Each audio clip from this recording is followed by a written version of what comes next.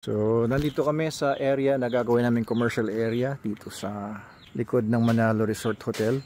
Ayun si Miss Vivian, oh. Gusto mo mag-basketball, Miss Vivian? Yeah. Sa ilalim ka na ng court, eh.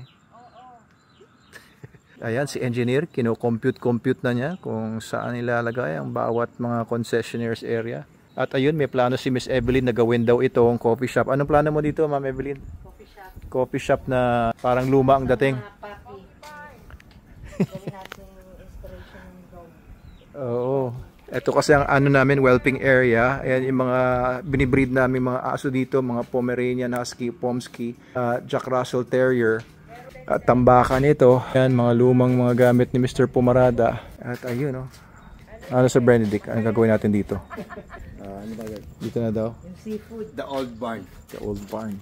Ayan, malinis lang ito, oh. Okay na itong gandang tingnan. So, ayan, dito kasi may mga overlooking na pwede mo makita dito yung Talim Island. Ayun yung Mount Tagapo, Susong Dalaga. Ayun. Tapos Mount Makiling, banda dito. At dito naman Tagaytay. Ayun, yung Tagaytay area. Ayan yung aking retirement home. Dito hindi mo pala makikita. Ayan ang aming puno ng kalumpang. Ito yung bahay ni tatay. At ito naman ang kabuuan ng overlooking area namin dito.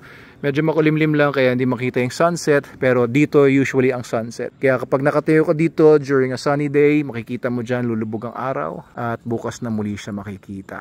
Ayun, maliwanag banda doon. Ang area naman doon ay Alabang area doon, at papunta naman doon kung makikita niyo mga bundok-bundok sa likod, Bataan yan, across Manila Bay.